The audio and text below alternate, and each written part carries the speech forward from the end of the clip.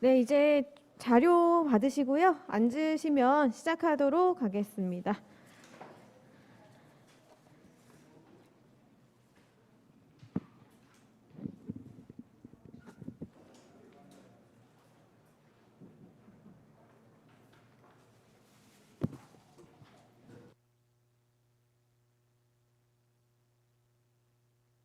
네, 시작하겠습니다. 네, 안녕하세요. 네, 반갑습니다. 1차 준비 어렵게 하시고 다시 돌아오신 분들 수고하셨고요. 저희 같이 유해생분들 한 주 쉬었죠, 저희. 근데 굉장히 길게 느껴지네요. 이제 3기 시작이고 3기는 4기와 같아요. 저는 똑같이 봅니다. 실전처럼 달려야 되는 시기인데요. 우리 3기 어떻게 진행되는지 잠깐 공지 드리고 갈게요. 자, 오늘 문제도 똑같이 이따 적용해서 보시면 되는데 저희가 이제 프라임으로 옮기면서 저희 같이 공부하신 분들은 여기까지 같이 왔거든요. 그래서 어떤 식으로 오늘 문제 1번도 그러냐면 기본을 썼어요. 최유효 이용을 연기 때 썼고요. 뭐 분석 방법을 또 썼습니다. 기본기를 썼죠. 2기 때는 사례 똑같은 기출을 냈어요. 네, 3기입니다. 여기에서 얘기했던 주요 논점들, 남았던 논점들 기억나실 거예요. 그죠? 그래서 여기는 뭐 특수사항의 사례로 만들었죠. 그리고 4기는 연장선상이에요. 한 번 더 반복하거나 중요한 거 한 번 더 반복하거나 변형해서 내겠습니다. 그래서 저는 3기와 4기를 같이 해서 중요도에 맞게 계속해서 저희 연기부터 이어졌던 논점들을 조금 더 구체적으로 조금 더 심화해서 내도록 하겠습니다.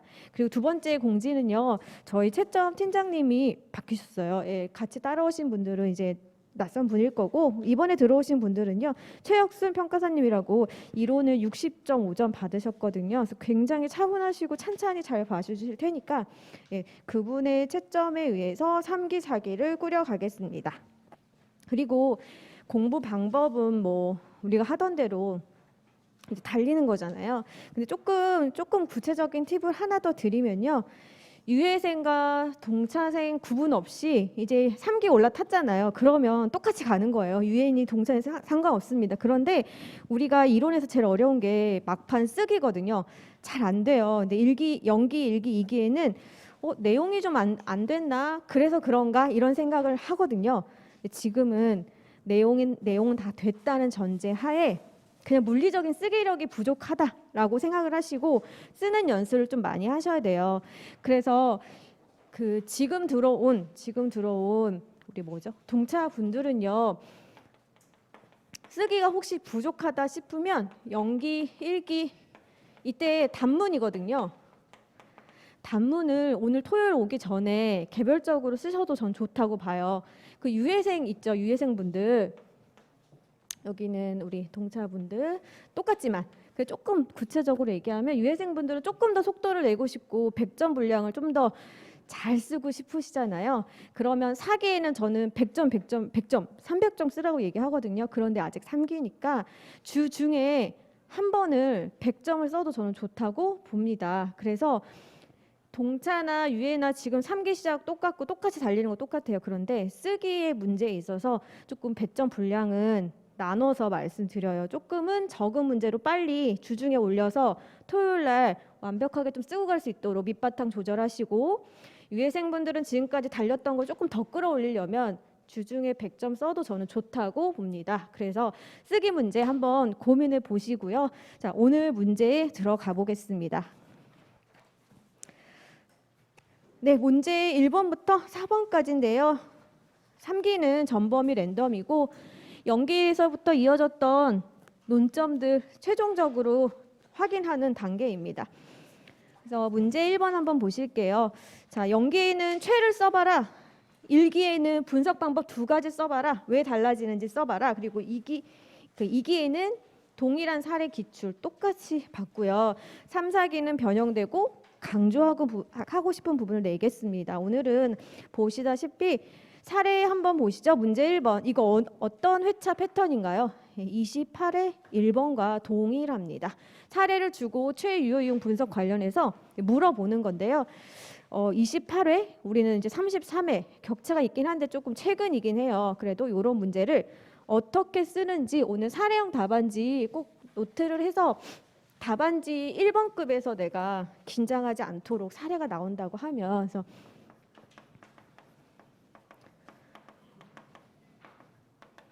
이제 같이 문제 읽어가면서 몇 개 추가하겠습니다. 자, 1번에요. 제시된 자료를 참고하여 다음 물음에 답하시오라고 했습니다. 같이 읽어보면서 저는 키워드만 저도 불러볼게요. 여러분들 밑줄 친 거랑 같은지 보세요. 첫 번째 줄 중심상업지구 내 상업용이고요. 밑에 줄 명동 일대 건축물입니다. 그리고 바로 밑에 줄 거의 50년 이상 경과됐고 상업용입니다. 가로 부분이 제일 중요하죠. 대상 지역의 평균적인 내용 연수 이용 상황 동일하고 건폐율은 90%인데 현재 맨 밑에 줄 강화돼 가지고 30%가 초과한 상태다. 여기까지. 사례는요. 내가 가져다 쓸 수 있는 문자가 굉장히 한정적이에요, 여러분. 계속 내가 반복적으로 쓴다는 생각 드시죠? 어쩔 수 없는데 그걸 얼마나 조금 요리조리 잘 쓰느냐 문제이긴 합니다. 그래서 물음 1부터 3까지요. 들어갑니다. 자, 이 부분은요. 비적법적 이용이라고 해서요.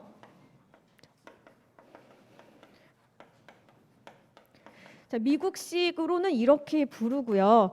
저희 두 가지 더 말씀드렸죠. 일본의 경우에는 기존의 부적격 부동산 이렇게 부르고요. 이게 지금 실려 있는 게 2009년 논문인데 너무 오래전이잖아요. 그런데 여전히 이 논문에 연구하신 분들이 평가사이시고 현재 계시기 때문에 계속 보고 있습니다. 그래서 저희는 이분들이 쓴 거는 부적법 부동산이라고 불러요. 그래서 부적법 부동산은요 어떻게 표현하냐면 미국식의 특수사항의 최 개념도 내가 가져갈 거고 일본에서 뭐라고 말하냐면 그러니까 위법은 아닌데 지금 조건에 적법하지 않다. 부적격. 그러니까 결론적으로 미국식, 일본식 내가 다 포괄해서 용어를 하나 만들겠다 해서 부적법 부동산으로 부릅니다. 그래서 용어가 어떤 걸 얘는 출제 안 되겠죠, 그죠? 우리가 기본서에서 보고 있는 이제 미국식 표현과 부적법이 나온다면 동일 개념으로 쓰는 게 당연한 거고 내용도 동일해요, 맞습니다. 그래서 물음 1번의 비적법적 이용 개념과 어떤 경우에 발생할지 설명해라. 세 가지의 용어들 밑에 여기 동일하다 써 놓으시고요. 물음 2입니다. 최유효 이용의 판단 기준을 설명해라. 물음 3은 그다음 주요 상황과 대상 부동 평가 방법 설명입니다. 자, 사례형 답안지 4가지 정리해 드릴게요. 첫 번째입니다. 서에서는 항상 말씀드리죠. 이거 진짜 우리 시험장 가면 다 까먹거든요. 그러니까 스터디 때 연습하는 거예요. 스터디 때 실전처럼.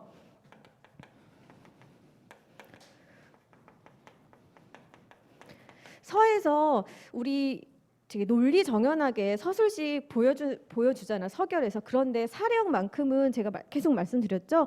물어본 소물음 1, 2, 3에 대한 대답을 서에서 빨리 보여주세요. 그게 제일 좋습니다. 그래서 서에서 물은 부분에 대한 답변을 꼭 구성해 보세요.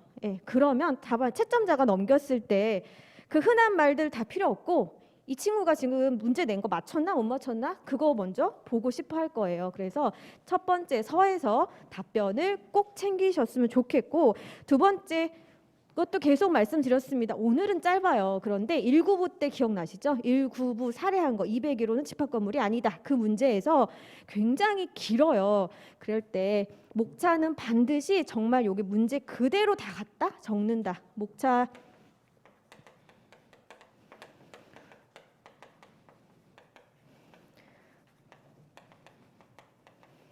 물어본 그대로 문구를 갖다 넣고 거기서 플러스 마이너스 내가 추가 목차하는 거지 새로운 걸 창조하는 게 절대 아닙니다. 시간 없거든요. 그래서 그거 물은 대로 꼭 쫓아가셔야 되기 때문에 이 두 가지 먼저 말씀드리고 들어갑니다. 그리고 서 한번 보실까요? 그래서 문제 1번에서 오늘 문제는 크게 그 1구부나 최유효용 분석처럼 뭔가 답변이 그렇게 많진 않았어요. 그래서 우리 네 번째 줄 보면 이 케이스 자체가 네 번째 줄 끝에 특수사항에서의 최를 묻기 위한 문제였죠. 드러내는 거죠. 특수사항의 최 대한 문제이고, 본건은 물리적, 법적, 경제적 최대 생산성 최애 성립 요건 중에서 법적 허용성 여부를 충족하지 않는 경우로 불법적 이용과 구분된다. 비적법적이 떴다라고 하면 네 가지 중에 합법적이지 않음에도 불구하고 지금 그대로 인정해주는 가치를 그대로 인정해 주는 거잖아요. 그래서 네 번째 줄 특수 상황, 그다음 바로 밑에 보면 법적 허용성을 충족하지 않았고, 그래서 밑에서 세 번째 줄 보면요, 대상의 특수성이고요. 이것이 뭐냐, 현재 이용을 전제로 가치 추계하고 감정평가 3방식 적용 시 여기 건부 증가를 내가 답을 했느냐, 이 부분을 보시면 됩니다. 그래서 분설에서 물은 것들이 뭐 멀리서 보면 다 똑같은 흐름, 비적법을 물었지만 건부 증가를 묻고 3방식을 물음으로써 논리적으로 연결이 다 되어 있어요. 그죠? 그래서 그렇게 보시고요. 자, 멀리서 한번 목차 한번 볼게요. 물음 1에 똑같이 비적법적 이용 개념과 발생 원인, 이쪽 본건의 최애 판단 기준 넘겨서 지금 4쪽에 마지막 물음 3, 감정평가 시 검토사항 및 평가 방법에 대해서 뭐 여기는 어려울 것 없이 목차 그대로 흘러갑니다. 자, 1번부터 볼게요. 자, 비적법적 이용의 개념입니다. 여기서 보시면요, 사례형에서 우리가 그래도 답안지로 좀 보여줄 수 있는 게 계속 이런 패턴이에요. 앞부분에서는 우리 정형화된 의 있죠? 정확히 쓰시고 그 다음 쓸 수 있는 부분에는 다 본건에 대해서 다 붙여야 돼요. 이게 좀 애매하다 또는 나의 무리한 해석인가라고 하면 넘어갑니다. 줄 처리하면서 그냥 일반 이론만 쓰시고요. 여기에서는 의 쓰시고 본건의 경우를 꼭 달고 넘어갑니다. 그래서 지금 애매하거나 나의 판단력이 들어가거나 이건 진짜 조심해야 될 게, 우리 채점평에도 계속 써놨는데 과도한 전제로 했을 때 나올 법한 답 또는 이리저리 전제를 끌고 가야만 내 답이 맞는 답, 그런 건 절대 쓰지 않습니다. 그냥 판단을 내리라는 게 아니에요. 경제적 타당성이 있는가 없는가 그거 저도 모르죠. 여기 나온 걸로는 다 안 되니까. 그러니까 논리성만 보여주시고 된다 안 된다에 너무 연연 안 해도 된다라는 말씀 드립니다. 과도한 전제나 뭐라고 할까요? 여기 무리한 결론을 하지 마시라 이렇게 말씀드립니다. 무리한 결론은 절대 쓰지 않습니다. 그래서 이따 확인하시면 그냥 의 하나 써놓고 본건은 언급 안 하는 경우도 있어요. 왜냐하면 해봤자 내가 결론을 낼 수도 없고, 그죠? 그런 경우에는 의 쓰고 넘어갑니다. 그래서 세 번째는 요거 말씀드려요. 자, 비적법적 이용의 개념. 현재 법령에는 적법하지 않으나 대상 부동산 건축 시점 당시 법령의 부존재 또는 법령에 적법했던 부동산. 그래서 밑에서 세 번째 줄 보면 위법과 구별된다. 위법과 구별되고, 본건은 똑같이 말하죠. 그때는 적법했는데 지금은 맞지 않아서 이쪽으로 넘어가서 이하에 말할 수 있는 비적법 이용 부동산 개념에 대해서 검토하겠다. 이렇게 끌고 갑니다. 발생 원인, 밑에서 세 번째 줄 용도 지역의 변경, 그 다음에 건폐율 용적률의 기준 변경, 지자체 간의 자치 법규 간의 차이 등이 원인입니다. 그 다음 이제 판단 기준이 이제 본건을 얼마나 설명했는가 차별화 될 거예요. 그죠? 1번입니다. 최유효이응의 의 쓰시고 2번 본건의 판단 기준 방가로 1 물리적 채택 가능성인데, 지금 복합이잖아요. 그래서 토지만 뿐만 아니라 그 건물에 착안해서 좀 더 내용을 실어봤습니다. 그래서 3쪽 가면 이제 물리적 타당성을 검토하는 것이다 이렇게 쓰시고, 첫 번째 줄 현재 경과 연수가 50년 이상 지났다는 뉘앙스 있죠. 예, 노후성에 대한 검토는 필요하지만 더 중요한 건 뭐죠? 명동 일대가 건축물의 평균적인 내용 연수와 이용 상황과 동일하다. 주변이 다 그렇게 쓰고 있다. 이거 하나 플러스 두 번째는요. 또한 비적법에서 중요한 게 뭡니까? 지금 기존에 있는 건물이 허물어지면, 즉 철거하고 새로 세우려면요, 지금에 맞는 60%의 건폐율을 맞춰야 돼요. 그래서 철거 후에 현 상태로의 신축은 불가능한 점을 물리적 채택 가능성에서 검토해야 합니다. 그다음 합법적 이용 보시면, 합법적 이용 법적으로 이제 법적 규제에 적합해야 하는데 대상은 90%, 그리고 네 번째 줄 보면 현재는 30% 초과한 상태. 따라서 당시 법령에는 적합한 이용이었으나 현재 기준 부합하지 않는다. 여기서 차별화는 이 문장을 썼느냐입니다. 위법 부동산은 아니죠. 대상의 특수성을 반영해서 현재 이용을 전제로 가치를 추계할 수 있는 거예요. 그게 바로 양가로 이렇게 쳐놓으시고 건부, 증가, 그리고 특수사항에서의 최. 우리가 특수사항의 최를 배우는 이유가 네 가지 요건 성립 못했는데도 불구하고 그대로 인정해주겠다 이겁니다. 그래서 합법적 이용이 비적법적 이용에서는 논점. 3번입니다. 경제적 타당성인데요. 자, 여기는 첫 번째는 그 소득이나 가치가 총 개발 비용보다 크고 합리적 이용 가능 두 가지를 얘기했는데 세 번째 줄 보세요. 본건이 속한 명동은 국내 최고의 상업 지역으로 해당 부동산 상업용으로 합리적으로 이용하고 있고, 이 정도 표현. 임대 관계 및 지가 수준 고려할 때 현재 상태를 유지하는 것이 신축 시 강화된 건폐율 기준으로 적용받는 경우보다 경타도 확보할 것으로 판단된다. 이 정도의 결론 정도, 이것도 많이 낸 거라고 저는 봅니다. 그래서 이렇게 흘러가는 거. 그 다음이 제가 무슨 말하는지 아실 거예요. 최대 생산성. 이거 나지 계량물 굉장히 많잖아요. 내용 적을 거. 근데 분량 고려하시고 대상이 주어진 전제 상황 고려하시면 여기 보시면 밑에서 네 번째 줄 자본적 지출 있으면 이거 병행해야 되고, 우리가 배운 그대로 현재 그대로 두던가 개축하던가 용도 전환하든가 이런 방안이 있다. 이 정도로 이런 걸 줄처리 나 알고 있어 하고 이렇게 넘어가시면 되는 겁니다. 이 상황 가지고 더 끌어가다 보면은 답안지가 꼬이고 배점 꼬입니다. 이렇게 넘기고요. 3번 검토처럼 내가 이 문제를 왜 냈는지 정리 좀 해볼게 라는 걸 꼭 어필을 하셔야 돼요. 판단 기준까지 누구나 다 쓰거든요. 3번. 두 번째 줄 끝에 특히 특수사항에서의 최는요, 현재 법령에는 위반되거나 건축 당시 적법하였음을 구체적으로 기재하여 평가사 신뢰성을 높일 수 있다. 그 네 가지 중에 하나 결했지만 요거를 좀 써줘야 한다. 평가서에 그 내용을 담고 있습니다. 그래서 논리적인 논리성도 하나 기억하셔야 됩니다. 4번. 이거는 그 단문형으로 물을 때 더 이제 채점자가 찾아보기가 더 이제 쉬운데요. 얘는 워낙 물은 게 상황이 쭉 흩어져 있잖아요. 그래서 논리성을 빠뜨려도 물음에 대한 답이 있다면 뭐 그닥 큰 감점은 되지 않을 거지만 그래도 우리 답안지는 논리성을 갖춰야 하니까요. 얘는 비적법 나오면 그죠? 특수사항의 최를 꼭 얘기해야 되는 거고, 여기서는 뭐가 결하는 거예요? 얘는 다른 거 결할 수 있지만 다른 케이스 많겠지만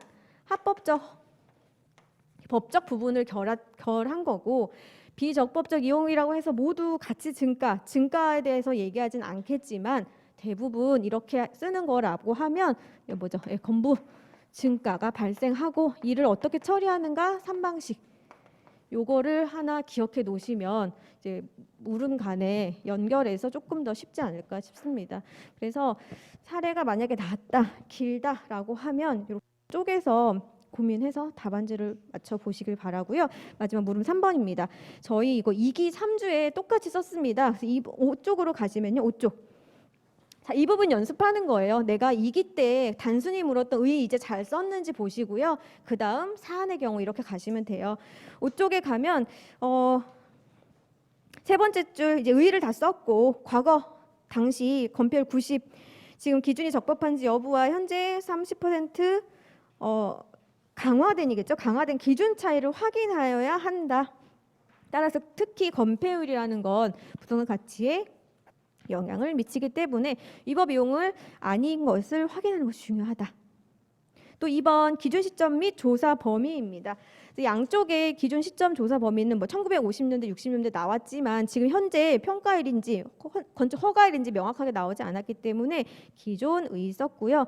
3번 최유효 이용 분석에 별표 쳐 놓으시기 바랍니다. 최유효 이용 분석. 자, 최인데요. 우리 그 해설 자료 있죠. 해설 자료 1쪽 펴 보시겠어요? 1쪽. 저랑 계속 공부하신 분들은 이제는 자료가 점점 줄어들 거예요. 왜냐하면 반복이기 때문에 지금 보시는 비적법 이용은 2기 3주에 해설 자료가 나갔던 건데, 오늘은 오른쪽 맨 끝에 최유효이용 분석 편만 별표 치고 보겠습니다. 어떤 거를 끌어낼 수 있는가 문제로 저는 오늘 건부 증가만 하나 던졌잖아요. 근데 여기 보시죠. 밑에서 하나, 둘, 셋, 넷, 다섯 번째 줄 보시죠. 부적법 부동산 일대에는 그 효용 유지 기간이 한정적이라는 점. 그래서 DCF법 쓰면요 기간말 없어져 버리잖아요.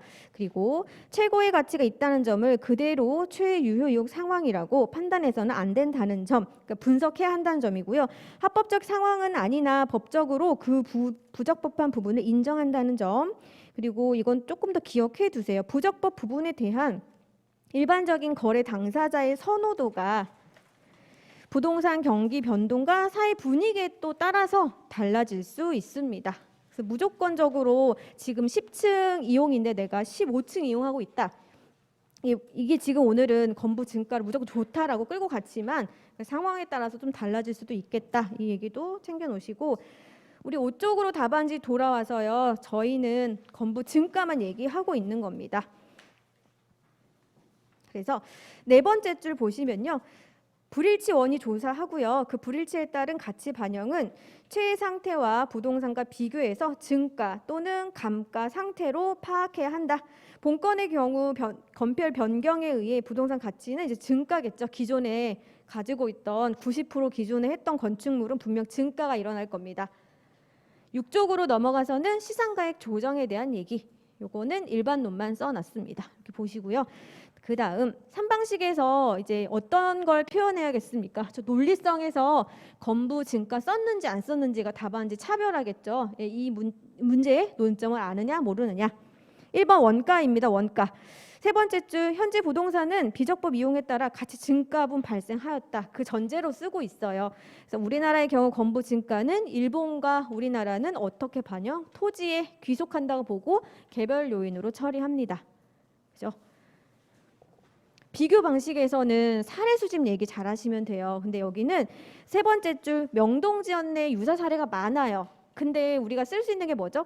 유사 사례가 없다면 인유동으로 사례 수집 범위 넓힌다. 그 얘기 쓸 수 있습니다. 근데 얘는 충분히 많겠다. 7쪽으로 넘어가서 수익 방식입니다. 여기서는 놓치신 게 있을 것 같아요.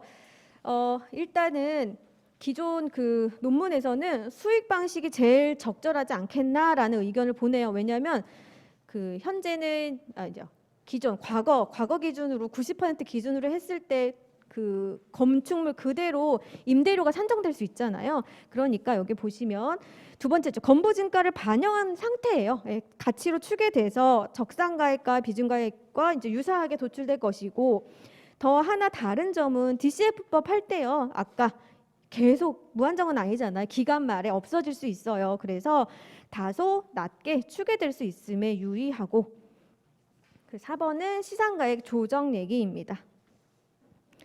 그래서 8쪽으로 가서요. 이 논문이 마지막에 던진 얘기는 자 8쪽의 첫 번째 줄 보면요. 이런 부적법 부동산이라고 부르고요. 우리 오늘 출제된 거는 비적법적 이용 부동산의 특수성을 고려해서 이론과 실무의 접근이 필요하다 생각한다. 그래서 이론적으로 뭔가 연구를 해야 되지 않는가 이 얘기를 하면서 마치게 됩니다. 그래서 이 부분은 비적법은 특수 상황, 건부 증가 3방식 어떻게 반영하는가 여기까지 정리하시면 되겠습니다.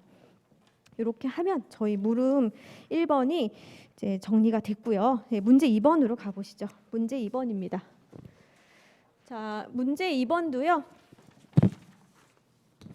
저희 문제 1번이 그랬던 것처럼 0기, 1기, 2기, 이제 3기와 4기 이어집니다. 여기서 개념 공부했잖아요. 네, 그런 다음에 분석 수준이라든가 그리고 뭐 단계 6가지 단계 기출에서도 2기의 기출은 그 생시수공교법 6단계 그 말을 했었거든요. 이런 식으로 흘러왔던 기본 개념을 기억하시고 여기서 기억나실까요? 시장 분석은 뭐 그게 100%는 아니지만 뭐가 주예요? 경제 기반 분석법에 의해서 하고 시장성 분석은 흡수율 분석에 의해서 한다라고 했죠. 얘가 아직 흡수율은 약술로는 기출됐지만 또 통으로는 등장하지 않았습니다. 그래서 이 두 가지가 이렇게 3기 때 조금 더 구체적으로 써보는 겁니다. 그래서 이번 문제는 시장성 분석 문제 총론에서도 가장 중요한데 오늘은 포커스를 개념에서 사이드에 있었던 애들 흡수율과 경제 기반 분석을 정리하시는 문제입니다. 자, 문제 2번은요.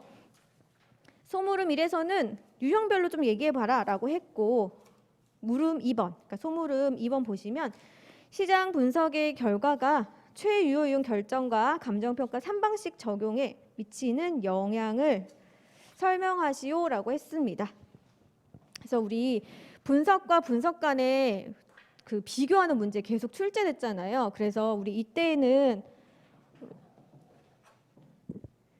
이 2기까지에는 그 시장 분석 편에서는 분석 간의 비교 우리 유의하자라고 했었어요. 그죠? 그래서 남아 있는 게 누구냐라고 했을 때 시장 분석과 최 그리고 타 이렇게 남겨뒀었잖아요. 그리고 2기 때 기억나실까요? 왜 시장 분석이 최유효용을 에 대비해서 선행해야 하는지 이유를 좀 써봐라라고 한 10점 분량으로 저희가 썼거든요. 요것도 똑같죠. 결과가 최에 미치는 영향 결정에 어떤 영향을 미치는가 똑같은 문제입니다. 그래서 한마디로 하면 그 최고 이용 대안을 좀 고르는데 기준점이 되는 거예요. 여기 우리 답안지에 있습니다. 그래서 이 부분을 단독으로 묻지 않았어요. 지금 3방식도 써야 되잖아요. 3방식도. 그래서 좀 짧게 치고 가야 되는데 이따 답안지를 한번 확인하겠습니다. 자, 얘는요. 그 해설 자료도 같이 보셔야 될 것 같아요. 처음 실린 게 경제 기반 분석법입니다.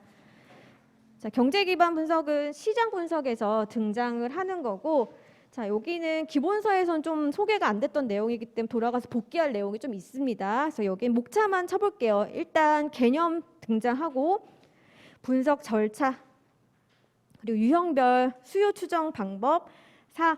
경제 기반 분석법의 유용성 있고 넘겨서 5. 그럼에도 불구 한계 있습니다. 그리고 그 박스 안에는 여러분 입지 지수, LQ 지수랑요. 맨 밑에 가면 경제 기반 승수 있어요. 용어 다른 내용이에요. 그죠? 한번 읽어보시고 혹시 헷갈리실까 봐 실어놨습니다. 그리고 흡수율 분석이 이제 나오는데요. 자, 3쪽의 흡수율 분석 저희 답안지랑 똑같아요. 그런데 반가로 2번 분석 내용 보이시죠? 오늘은 부동산 유형별로 물었는데 내용 자체가 양가로 1, 수요 공급의 추세를 분석할 수도 있고요. 이 흡수율 분석이라는 게 그 측면으로 볼 수도 있고 양가로 2, 유형별로도 볼 수 있고 그리고 3번 양가로 3, 추세를 야기하는 원인 분석으로서 흡수율 분석을 또 얘기할 수도 있습니다. 그래서 이런 내용이 존재한다. 보시고 저희는 답안지로 가서 그러면 어떻게 구성했는지 보고 자, 물음 1에서는요. 시장 분석과 시장성 분석을 설명하라고 했어요. 우리는 이제 이번 시험에 이제 다들 합격해서 나가셔야 돼요. 그죠? 근데 이번에 기본반을 제가 개설하는데 기본 강의 제가 아예 준비를 한 게 뭐냐면 의의 노트를 만들었는데 한 줄이 아니라 제가 한 4-5줄까지 붙였어요. 의의 노트인데 5줄 이 정도로 만들었어요. 뭐냐면 여러분 시험장 가셔서 대상 개념에 대해서 설명해라 라고 했을 때 내가 어디까지 쓸 수 있느냐를 계속 내 서브노트 기본서에 확인하셔야 돼요. 지금 설명해라 라고 했죠. 그래서 5쪽이 아니라 답안지 가면 이런 식으로 표현을 하시면 좋습니다. 시장 분석 동그라미 1 우리가 외웠던 의 추가하시는 거죠. 의 보시면 수요와 공급 상호관계가 대상 부동산에 물건의 가치에 어떠한 영향을 미치는가 그리고 수요 공급 조건을 대상 부동산 관련 짓는 것 일반적인 의의가 등장하고 그다음 동그라미 2 시장 차별화 시장 세분화 포함되고 넘겨서 주로 묻지 않았지만 경제 기반 분석법이 적용되고 또 묻지 않았지만 3번 감정평가에서 시장 분석은 대상 부동산의 최를 확인해서 시장 가치 추산하기 위한 것이고 그리고 소물음 2 너가 물은 것 중에 감정평가 3방식의 기초적인 정보를 제공한다 이렇게 설명하라 또는 뭐 의의만 적고 넘어가는 부분들 있죠. 거기에 최대한 넘버링하면서 많이 쓸 수 있도록 준비를 하셔야 좀 차별화가 됩니다. 특히 총론에서 좀 쉽게 나왔을 때 여러분 다른 사람과 차별화해서 득점해야 되기 때문에 자, 시장성 분석도 똑같은 폼으로 작성했어요. 1번 의의 쓰시고요. 2번은 구체적인 자료들이 뭐가 나오는지요. 임대료 수준, 뭐 흡수율 등등 구체적인 자료 쓰시고 3번 경제기반 분석법에 대비해서 3번은 시장성은 마지막 줄 흡수율 분석에 의하고 있습니다. 자, 부동산의 유형별 흡수율 추정 방법. 얘는요, 여러분 이렇게까지는 안 나올 거예요. 나와도 우리 약술에 10점 정도 기존 기출 잘 쓰시면 다 방어될 만큼인데 기출에서도 유형별로 묻지 않았거든요. 그래서 3기에 한번 들여다보는 겁니다. 이렇게 쓰는구나. 흡수율 분석. 저기 맨 밑에서 세 번째 줄 보면 시장 흡수율이라는 거 이론적으로는 이런 산식에 의해서 하고 있다. 지역 성장률, 수요 파라미터, 점유율, 곧 흡수 면적 이렇게 산정 가능한데 일반적 이론식은 이렇지만 종별에 따라서 유형에 따라 달라지고 10쪽으로 넘어가면 자, 부동산 수요라는 게 공간 수요이자 파생 수요의 성격을 갖기 때문에 수요별 측정 방법이 다 다를 수밖에 없다. 그래서 오피스에서 공간 수요를 예측하기 위해서는 보시면 첫 번째 줄 끝에 사무직원 고용 성장률 예, 강한 상관관계가 있다. 뭐 이거 못 맞춰도 다 세 번째 줄 다 쓰셨을 거예요. 기업의 유형별, 업종별, 그죠? 그 근로자들이 어느 정도 필요 공간을 쓰고 있는지, 한 명당 사무 면적을 어느 정도 쓰고 있는지를 분석해야 합니다. 산업용의 경우에는요, 앞에 여러 가지 있는데 맨 끝에 산업 동향. 그래서 여기서 말씀드리는 게 거제도는 조선 사업이 중심일 거고 조선 사업의 고용 인구를 고용함으로 인해서 파생적으로 뭐가 주거용 원룸 수요가 엄청나게 늘어나서 공급했잖아요. 그런 식으로의 얘기를 떠올리시면 되는 거예요. 4번 주거용은요. 첫 번째 줄 시장 지역 내 가구 특성과 관계가 있다라고 해서 여러분 수요 공급 분석할 때 시장 분석할 때 용도별로 우리 이렇게 정리했었는데 주거용에서 많이 등장하는 아주 기본적인 패턴이 뭐였죠? 가구 수, 가구 구성, 성별, 그다음에 선호도, 가구의 소득, 유효 구매력 등 일반론들 쓰시면 대충 거의 맞습니다. 그래서 여기에서는 키워드는 오피스 산업용과 다르다. 왜냐하면 주거는 직접 들어가서 살잖아요. 그래서 11쪽 주거용 부동산은 직접 수요의 성향을 경향을 나타내고 또한 재산 증식 수단으로서 참여도 엄청 많기 때문에 아까 오피스랑 산업용이랑 좀 다르다 이거를 두 줄로 강조해 봤습니다. 네, 그 다음 11쪽에 물음 2번에 대한 답변 보시죠. 자, 최애 유효 이용 결정에 어떤 영향을 미치는가? 여기 시장 분석이 최애 선행하는 이유 한번 냈다고 했잖아요.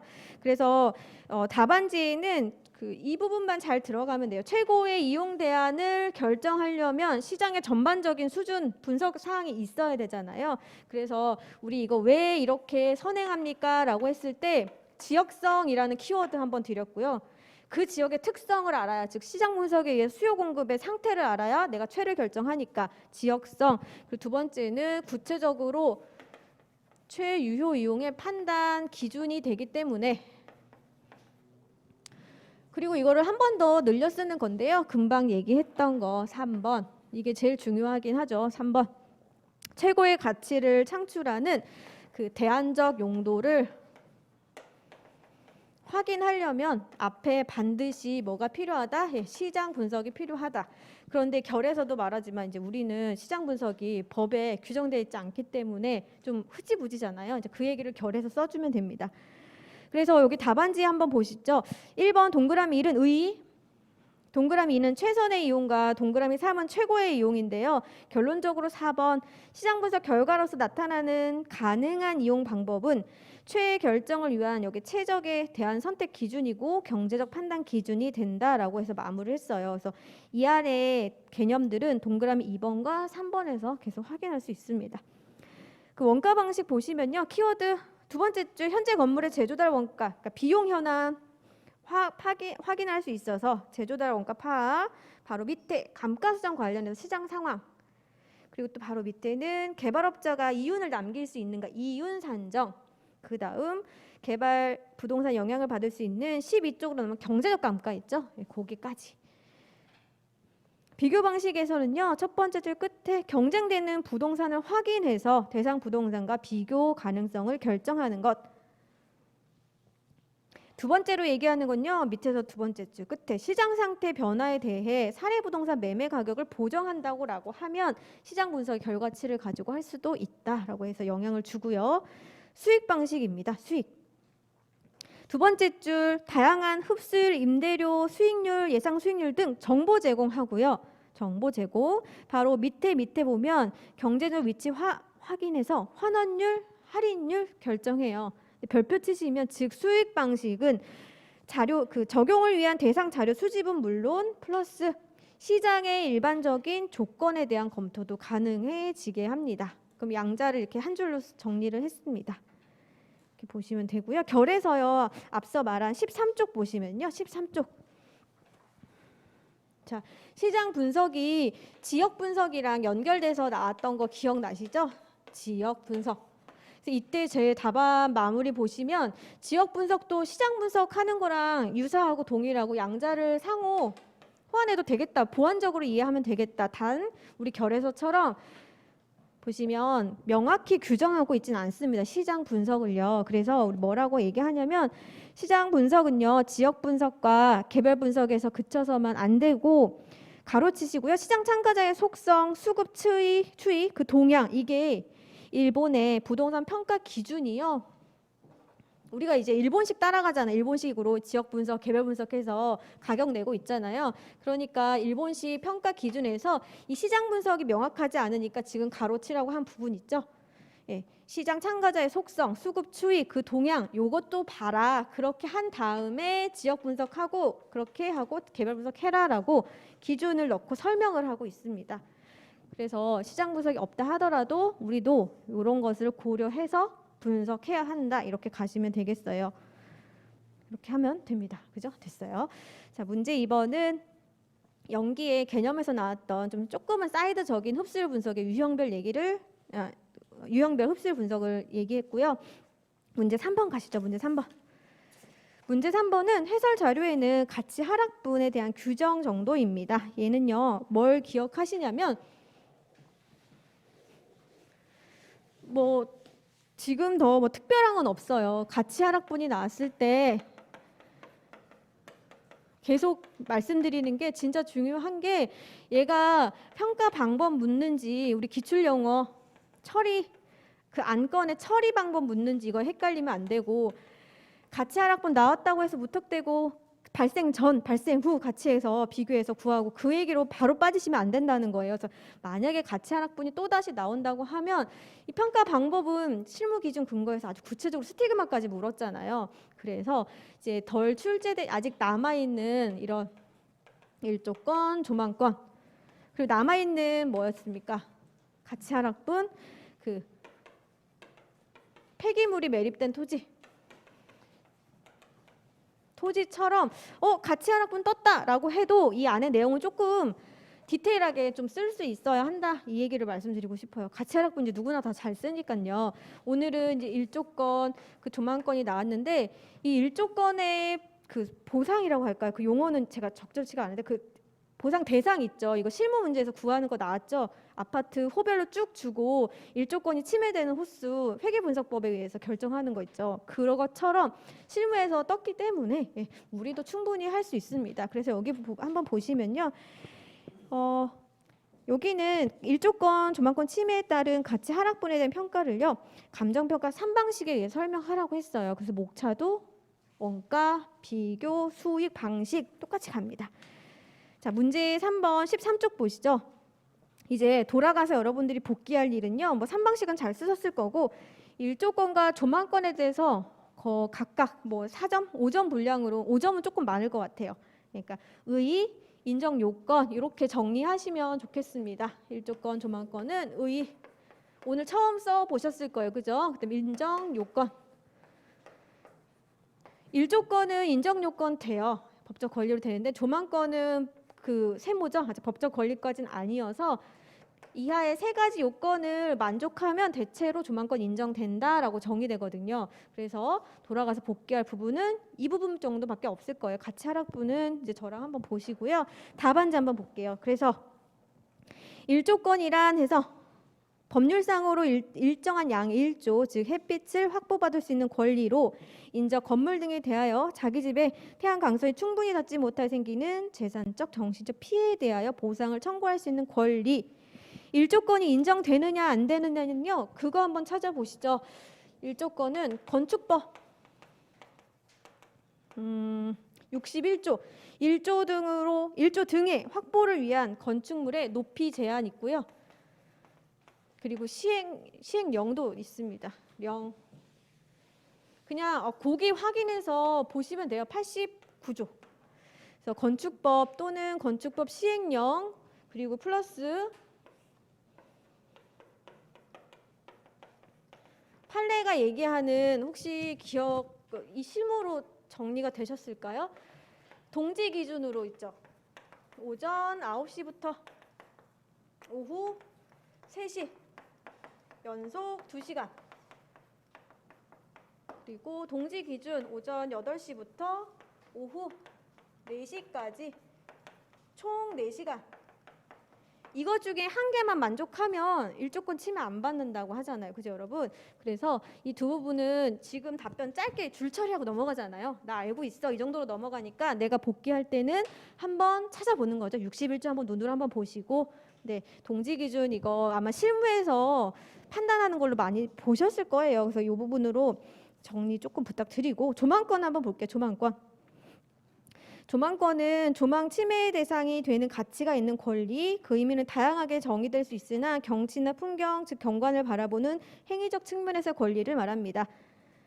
그래서 여기 보시면 밑에서 세 번째 줄 조망이요. 법적 권리, 즉 1조건이 법적 권리로 인정받는 반면에 조망권은 짝설의 대립이 분분한데 세 가지를 만족해라. 일반 통념에 비춰서 조망 가치가 있는 경관에 존재하고요. 두 번째, 해당 건물이 경제적 가치가 조망에 상당히 의존하고 조망 보전과 유지가 주위 토지 이용사항과 조화를 이루어야 할 것을 요구합니다. 이거는 뭐 픽스된 거 아니고 그냥 조금 또 다른 각도로도 충분히 쓸 수 있습니다. 그래서 참고하시면 되고요. 자, 그다음 어떤 유형에 대한 감정평가 방법 나온다고 하면 관련 규정 검토 꼭 써주시면 됩니다. 25조와 실무 기준 써주시고, 자, 오늘 소개할 건 가치 하락분 발생 전, 발생 후 거기에서 끝나는 게 아니라 좀 더 살을 붙였죠, 여러분. 자, 원가 방식 보세요. 원가 방식 보시면 일상생활에 있어 난방, 조망, 습도, 통풍 등의 피해를 유발 정상적인 생활에 소요되는 여기 비용에 추가적 비용을 달라 이겁니다. 추가적인 비용. 그래서 추가적 비용은요, 건물의 잔존 내역 연수 동안 예측하고 현재 시점으로 할인해서 침해로 인한 부동산 가치 하락 산정할 수 있다. 그런데 원가법 특징 아시죠? 비용 측면이기 때문에 스티그마 등등 심리적인 요연, 무형의 가치는 포함되지 않습니다. 비교 방식, 이거는 여러분들 아시다시피 15쪽으로 넘어가면 대상자료 비교법 사용하시면 돼요. 근데 여기는 이제 원가랑 다르게 쓰려면 뭐라고 해야 돼요? 두 번째 줄 가치 하락분은 1조 등 침해에 따른 이런 비용, 난방비, 쾌적성, 심리적 요인, 모든 악화 요인에 대한 소비자의 지불 의사가 이미 포함되어 있는 부분입니다. 달라요. 자, 수익 방식, 여기도 대상 자료부 똑같죠? 없을 때와, 그러니까 침해가 없는 경우와 손해가 있는 경우에 수익 감소액을 구하고, 세 번째 줄 건물의 잔존 내역 연수 동안 자본을 환원한 값으로 가격을 산정하는, 가치를 산정하는 방법이다. 그래서 수익성 발생하면 이 방법이 유용하겠다, 이렇게 정리하시고, 검토 부분입니다. 검토에서는 3방식의 단점들 써주시고요. 맨 마지막 회계 분석 등, 그죠? 다른 기법으로 감정평가액을 보완할 필요도 있다. 이 의견을 써주시면 됩니다. 그러면 지금 일반적인 발생 전, 발생 후 가치 하락분 구하는 건 똑같은데 좀 더 구체적으로 원가는 비용, 어떤 비용 추적하는지, 그죠? 수익과 비교 방식은 대상 자료 비교법으로 원가랑 좀 다른 내용 적어주시면 됩니다. 자, 그다음 문제 4번으로 가볼게요. 자, 문제 4번은 우리 해설 자료 맨 끝장 5쪽 보시면 돼요. 우리 2기에서도 계속 말씀드렸죠. 자동 평가 모형, 프롭테크, 그리고 뭐였습니까? 빅데이터. 세 가지 묶어버리죠. 그죠? 유사하잖아요. 그죠? 유사해요. 얘가 뭐가 유사하냐면 전통적인 그죠? 감정 평가를 부정할 수도 있는 대안으로 얘기할 수도 있는 게 지금 자동 평가 모형. 그리고 얘는요, 그 빅데이터가 있어야만 하니까 동일의 그 동일의 의미는 아니지만 같이 빅데이터 활용. 이런 그 모든 가치들, 그런 기술적인 가치를 프롭테크라고 하는데 이것도 지금 우리 영역에서 종종 등장한다.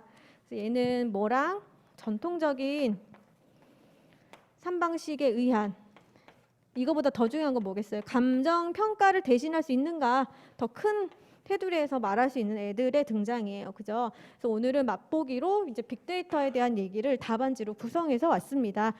얘는 해설 자료 그 박스 한번 보시면 맨 끝에만 보세요. 감정평가 이론의 연수 문제로도 등장하기도 했어요. 그래서 되게 저도 혼자 예상한 건데 이렇게 이론 연수에도 나오니까 나올 수도 있겠죠, 여러분. 네, 그래서 답안지를 뭐 어렵게 쓰진 않더라도 한번 보고 들어가면 뭘 써야 될까가 그냥 탁탁 키워드 나오잖아요. 그래서 분명 공부하면 들어가서 뜨면 쓸 수 있습니다. 빅데이터의 개념부터 16쪽인데요. 자, 여기 16쪽 가면 빅데이터랑 생각 안 해보셨잖아요. 그냥 우리가 일상 사는 게 다 빅데이터인데, 근데 여기 의로 적을 수 있는 게 데이터로 그 규모가 방대하고 생성 주기 짧고 형태도 수칩 데이터뿐만 아니라 영상, 문자 뭐 굉장히 많은 거. 그래서 세 번째 줄 대규모 데이터를 얘기합니다. 그래서 저는 두 가지로 봤어요. 자료 측면에서 활용할 수 있고 감정평가 방법에서 활용할 수 있다. 자료 보면 동그라미 1, 가용료를요. 우리는 일찍이 하고 1.0, 1.05, 0.95 막 이렇게 쓰잖아요. 그런데 빅데이터 기반으로 하면 구체적이고 다각적. 두 번째 줄 특히 객관적 수치로 계량화할 수 있다라는 점. 동그라미 2, 부동산 관련 빅데이터를 활용해서 시장 분석 및 가격 정보 체계 구축할 수 있고 마지막 시장 정보 효율성을 증대를 통해서 감정평가 자료가 빅데이터에 기반했다라고 해서 자료의 객관성도 증가시킬 수 있습니다. 마지막 적용 측면에서는요, 여러분 예측하셨다시피 많이 쓰셨을 거예요. 회계분석법 있죠? 그래서 세 번째 줄 통계적 기법의 적용 확대를 가져올 수 있어요. 독립변수, 종속변수 쓸 수 있는 게 너무 많아졌어요. 두 번째, 그다음에 이런 기법의 확대는 우리의 보완 수단으로서 좀 도움을 주겠죠, 우리한테. 네, 그래서 이 정도로 마무리를 하고요. 그 해설 자료 5쪽에서 보이는 거는 정리했는데 어느 부분에서 빅데이터를 얘기하고 있는가라고 보면 공시 업무에서요. 공시 업무에서 우리 굉장히 많은 필지 다루고 있잖아요. 그래서 거기 밑줄 친 부분 보시면 공시 업무에서 좀 활용하자 이런 얘기 나오고요. 그 프롭테크와 부동산의 가치 쭉 읽어보시면 이게 권두원 교수님인가 뭐 썼는데 솔직히 우리 수험적으로 가져갈 답안은 별로 없어요. 그래서 흐름이 이렇습니다 정도로 소개하는 정도를 읽어보시고 5쪽 가면은 우리가 그래도 좀 쓸 수 있는 게 뭐냐. 그러므로 감정평가 학계와 업계도요. 관련 분야에 대한 수동적인 대응을 뛰어넘는 시장에서 가용한 실질적 시스템의 창출을 위해서 적극적인 자세가 뭐 필요하다. 이 정도 수험적으로 쓸 수 있을 것 같습니다. 이렇게 하면 저희 3기 1주차 문제 마무리됐습니다. 앞서 말씀드렸다시피 3기, 4기는 실전이기 때문에 여러분 쓰는 연습 좀 집중하세요. 지금 회독수는 이미 1년을 다 따라오셨다 이렇게 하면 충분히 다 이해하셨고 됐어요. 그러니까 이제는 쓰는 거 조금 집중하셔서 저랑 같이 달려보도록 하겠습니다. 네, 오늘 수고하셨습니다.